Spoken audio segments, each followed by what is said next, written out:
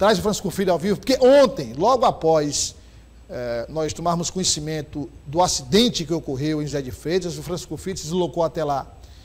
O Nenê foi também, como cinegrafista. Fizeram uma reportagem, investigaram tudo o que estava ocorrendo. Francisco Filho, boa tarde. Bom ter você aqui mais uma vez. Queria que você contasse toda essa história com a reportagem também e detalhasse já o que é que se apurou em relação às causas que levaram a esse acidente, que deixou uma criança morta e diversas feridas.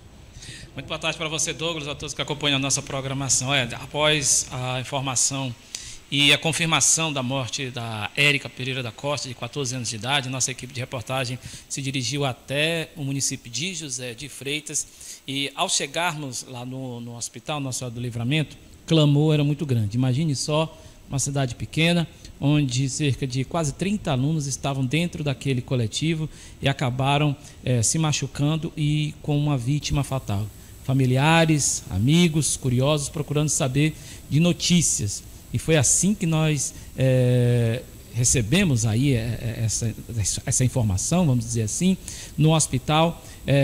Uma multidão esperava assim, notícias, né? Crianças saindo com fraturas no dedo, com cabeças enfaixadas, outras saindo de ambulância. Só para você ter uma ideia, foram 6 ambulâncias que saíram do município, vindo aqui para o Hospital de Urgência de Teresina, o HUT. Muito choro, muito desespero e todos falando, a maioria praticamente aí, que esse motorista, né, que vai ser investigado ainda, ele costumava andar com uma certa velocidade, acima do permitido. Ontem mesmo eu falei com um dos tios de 2 garotas e ele disse: tio, vai acontecer uma tragédia. Ontem mesmo, horas antes dessa tragédia que vitimou a Érica, de apenas 14 anos de idade, no povoado Bela Vista, na zona rural da cidade de José de Freitas. Nós estivemos lá e a gente vai acompanhar agora a matéria na íntegra. O acidente aconteceu por volta do meio-dia na localidade Bela Vista, zona rural de José de Freitas, a 60 quilômetros de Teresina. O ônibus escolar, que faz o trajeto somente na zona rural, acabou tombando em uma estrada vicinal. Era final do dia, início da tarde, aqui no município de José de Freitas, a cerca de 42 quilômetros ao norte de Teresina, onde uma tragédia vitimou uma aluna, Érica Pereira da Costa, de apenas 14 anos de idade, que estava dentro de um ônibus escolar que faz linha aqui na zona rural dessa cidade. No hospital, os parentes reclamavam que o motorista tinha o hábito de dirigir em alta velocidade e que o acidente já era esperado. Já era uma tragédia anunciada já. A gente estava ouvindo a senhora falando isso. Em algum momento a sua filha reclamava? Reclamava, minha filha reclamou, não foi nem só uma e nem 2 vezes. Mãe, por sinal, domingo a gente foi para um evento e a gente fez o mesmo percurso do ônibus. Ela chegou para mim e falou assim: mãe, esse caminho era ruim, o motorista faltava matar a gente. Imagine uma estrada reformada dessa, ele vai terminar matando todo mundo. E olha o que aconteceu, uma tragédia sem limites, que nunca vai ser esquecida. Só andava ligeiro. Eles pediam a ele para ir devagar. Responsável ele. Cerca de 29 alunos estavam no coletivo. Várias ambulâncias foram acionadas, levando boa parte dos feridos para Teresina. Foi uma coisa tão rápida que ele disse que percebeu quando ele viu aquele impacto, ele segurou no ferro, né? Por isso que ele não recebeu muita pancada. Ele estava sentado e segurou ali, e aí ele foi tão rápido, ele ficou tão desesperado que ele foi até a pés, até o colégio, né? Com outros colegas. A estudante Érica era da localidade de São Mateus, também na zona rural de José de Freitas. Aí, Douglas, ela residia na comunidade São Mateus e o acidente foi na localidade Bela Vista. Somente ali esse ônibus ele só faz mesmo trecho dessas localidades. Fica entre Bela Vista, São Mateus e Tiguís.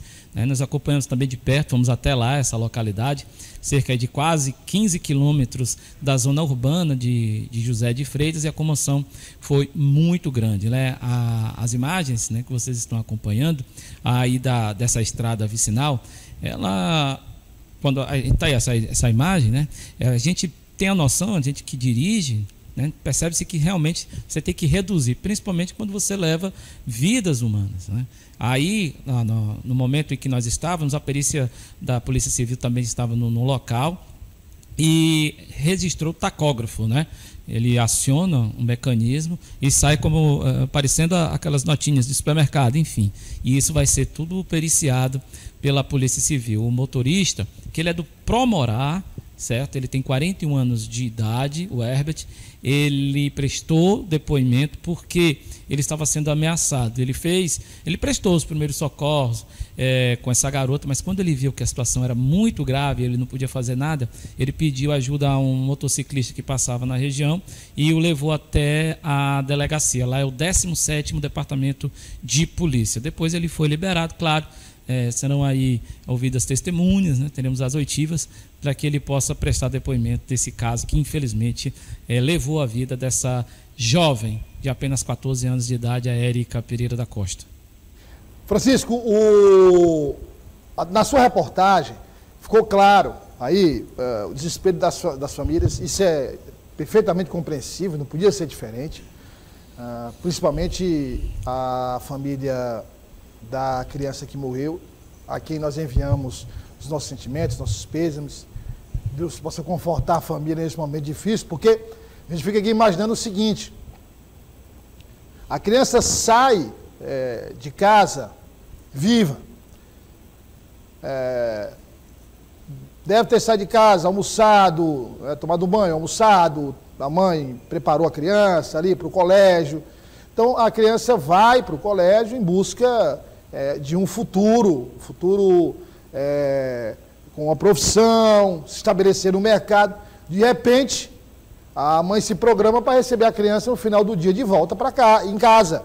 De repente vem a notícia de que a criança sofreu um acidente, ela e os colegas, depois a notícia de que a criança faleceu. Mas uma frase me chamou a atenção em uma das entrevistadas, inclusive, se a imagem aí, Rafael, essa entrevistada estava no chão, sentada no chão. É a mãe da Ana Clara, conhecida como Clarinha. É uma das feridas, né? Isso. Ficou desesperada, viu, Douglas? Ela imaginava que a filha dela estivesse morta. Pois é. Aí ela dizendo o seguinte: esta foi uma tragédia anunciada. Ela pronunciou essa frase se referindo exatamente à alta velocidade desenvolvida pelo motorista. Então, nós não estamos afirmando nada, é o inquérito da Polícia Civil que vai determinar a causa do acidente, vai determinar as circunstâncias, mas essa questão de alta velocidade foi muito comentada após o acidente. Por todos. Por todos, né? Por todos, Douglas, foi comentado isso desde a nossa primeira pergunta dos populares até o último. Tanto na zona urbana, lá no hospital, como na zona rural, onde nós também estivemos, né? Estivemos em loco, lá no local do acidente. E todos eles falavam que o excesso de velocidade iria ocasionar essa tragédia. Mas nunca imaginava. Eu até perguntei, e não iriam denunciar a prefeitura, junto à Secretaria de Educação lá daquele município, né? E eles não souberam responder, né? O resultado está aí. A gasolina, o combustível, o óleo diesel estava vazando demais também quando nós estivemos por aí. Eu praticamente adentrei no coletivo, tudo quebrado.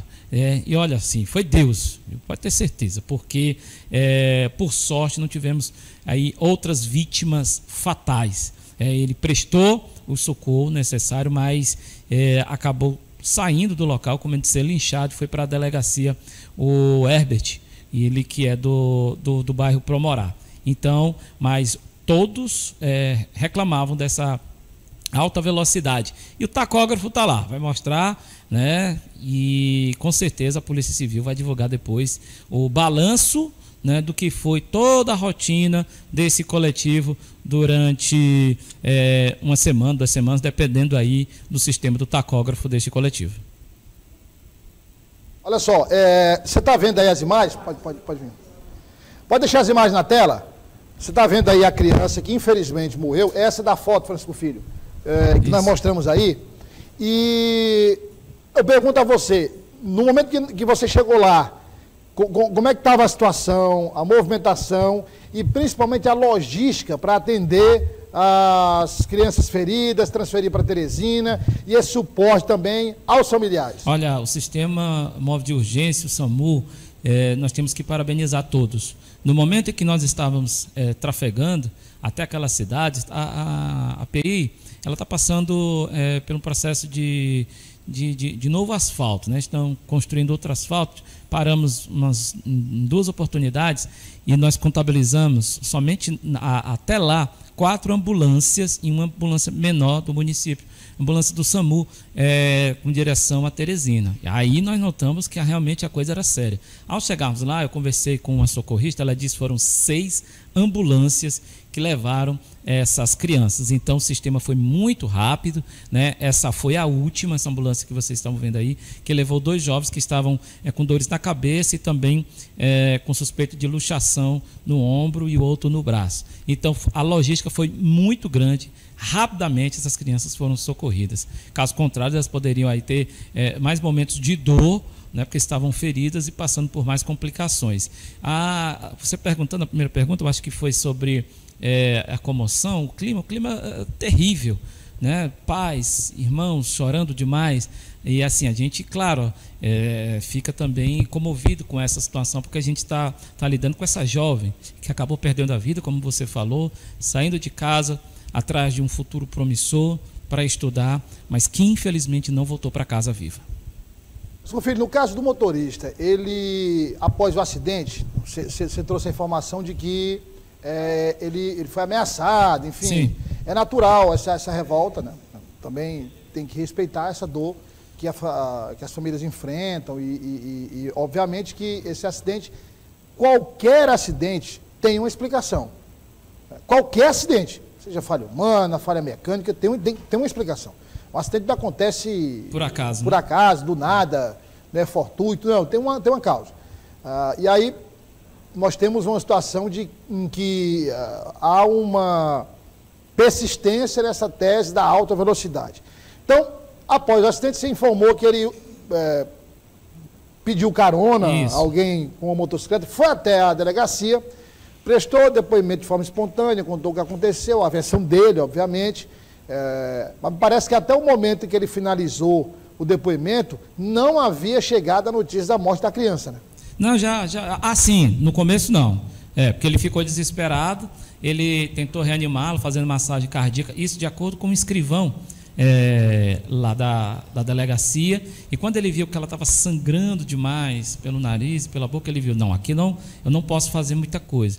E aí as pessoas que estavam chegando no local estavam revoltados com aquela situação. Ele conseguiu pegar essa carona, foi até lá o 17º, que lá o delegado Moreno, que ontem teve muito trabalho com aqueles faccionados também que foram presos lá, e ele prestou depoimento, fez o boletim de ocorrência, por conta que estava sendo ameaçado, e depois ele foi liberado, né? Mas com certeza ele voltará àquela delegacia para prestar depoimento, para dizer realmente o que foi que aconteceu e o que de fato, né, teria acontecido no acidente que vitimou a Érica. A gente será de acordo, foi aberta a investigação e ele vai ser, ao final da investigação, pode ser indiciado, pode não ser indiciado, dependendo do que a polícia concluir.